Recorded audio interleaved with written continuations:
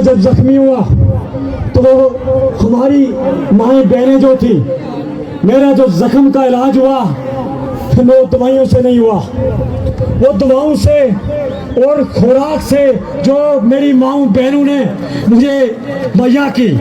मुझे कोई proper treatment मेरी नहीं हुई, किसी प्रॉपर डॉक्टर ने मेरा इलाज नहीं किया।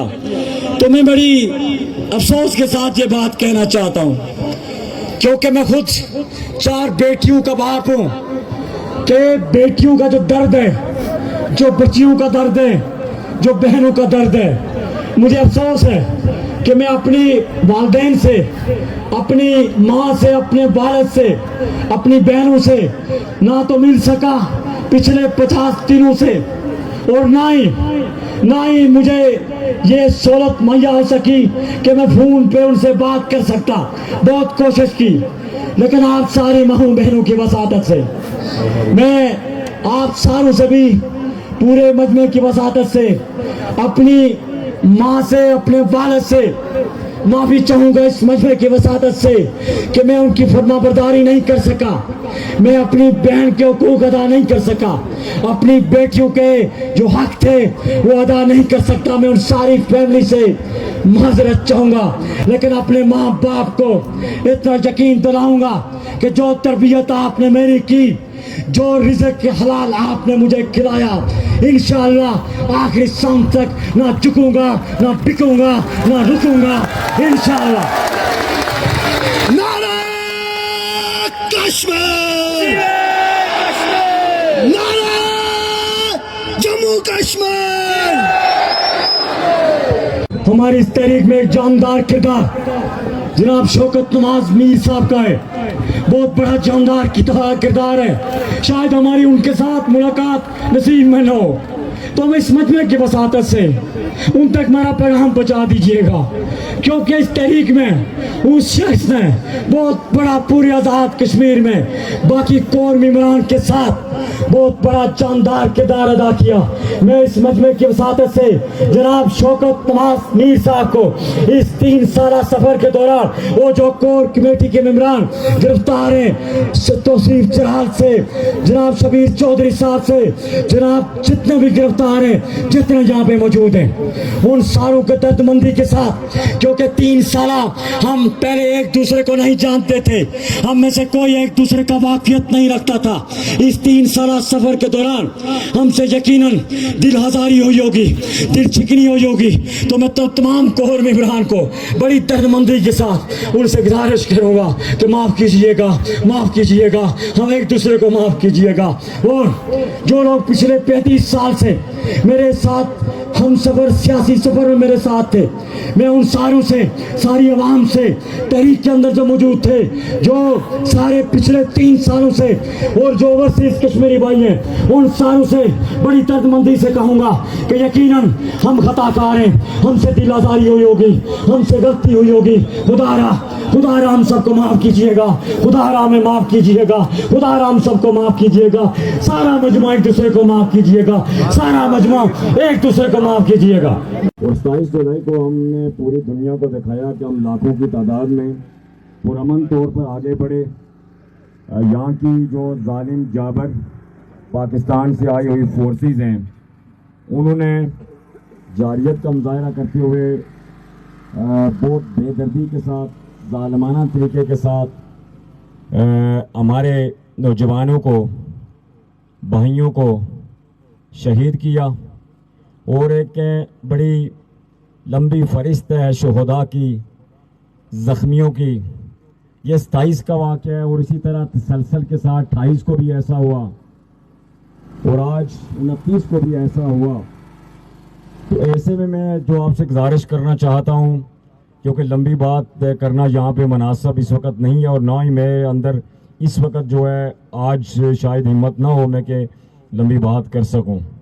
सिर्फ इतनी गुजारिश करूँगा कि हमें चीज़ों को जज्बाती अंदाज में आगे नहीं बढ़ाना, हमने जज्बाती फ़ैसले नहीं करने। ये जो मासूमों का लहू है, इनको सामने रखना है, इनको सामने रख के अपनी हिकमत अमली तरतीब देनी है।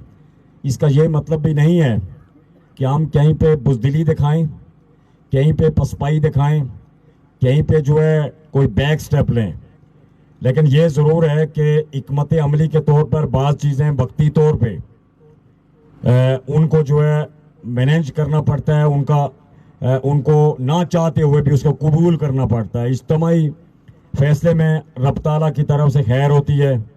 मुझे कोई दुख दर्द नहीं है कि हमारे जो नौजवान, मैं समझता हूँ कि जिसके अंदर तलब थी, शौक़ था, जज्बा शहादत था, वो मालिक खालिक हकीकी के पास जा पहुँचा। और बहुत सारे शोहदा को मैंने देखा क्योंकि उनसे खुशबू आ रही थी। तो मैं समझता हूँ कि ये हक की पहचान है और हमारी कामयाबी का सबसे बड़ा इसका मुंह बोलता सबूत है कि आपके शोहदा के जस्ते खाकियों से अगर जन्नत की खुशबू आ रही है तो ये मैं समझता हूँ कि हक की पहचान है। तो ऐसे में हमें इत्मीनान होना चाहिए कि जो भाई भी हमारे कुर्बान हो चुके, मादरे वतन पे कुर्बान हो चुके, हक के रास्ते में इमाम हुसैन के पैरवी करते हुए, और यकीनन 27 और 28 जुलाई को, 29 जुलाई को हज़रत उस्मान रज़ी अल्लाह ताला अन्हु की तरह मज़लूमाना अंदाज में अपने सीने उस शहादत के लिए पेश किए। मैं इस मौके पे अपने तमाम उन शहदा को, इससे कबल 5 जून से अब तक जितने भी शहीद हो चुके, वो हमारे माथे का जोमर है, वो मादरे वतन जम्मू कश्मीर के माथे का जोमर है। हमें बड़ी होशमंदी के साथ अगले जो है फैसले करने होंगे। तो मेरी जो गुजारिश है कि लॉन्ग मार्च की जो कॉल है वो अपनी जगह बरकरार रहेगी इंशाअल्लाह, कोई ये ना समझे। और दूसरा, हमें बड़े यहाँ पे मोर्चाबंदी की गई, चिनार चौक के इर्द गिर्द सब ने देखा कि किस बेदर्दी से हमारे नौजवानों को स्नैपर के, मशीन गनों के, पता नहीं कौन सी गन्ने, हमें तो इनके नाम भी नहीं आते क्योंकि हमारा इनसे लेना देना नहीं, हम पुरअमन जदोजहद करते हैं। तो वो फायर किए गए, लोगों के घरों को मोर्चा बना के, बिल्डिंग्स को मोर्चा बना के। लेकिन अल्हम्दुलिल्लाह आपके शोधा के कुर्बानियों के तफैल आप इस वक्त रावलाकोट शहर का जो एंट्री पॉइंट है डी चौक से भी आगे आप यहाँ पे मौजूद हैं। ये मामूली बात नहीं है, इसको समझने की जरूरत है। और आप डी चौक से पहले हमारा शहर शुरू हो जाता है। आप शहर का वो जो जालमाना, मुनाफिकाना, जाबराना, इस्तेसालाना फोर्सेस का कब्जा था, आप उसको कब्जे को तोड़ने में, उस मासरे को तोड़ने में कामयाब हो चुके हैं। ये शहर हमारा है, हमने शहर में जाके कुछ नहीं करना था। जब जी जाएगा अपने शहर में जाएंगे, किसी के पाबंद नहीं है। लेकिन मैं जो गुजारिश करना चाहता हूं बड़ी दर्दमंदी के साथ आपको, एक तो अपने रब पे भरोसा रखें, अपनी अवामी ताकत पे भरोसा मत रखें।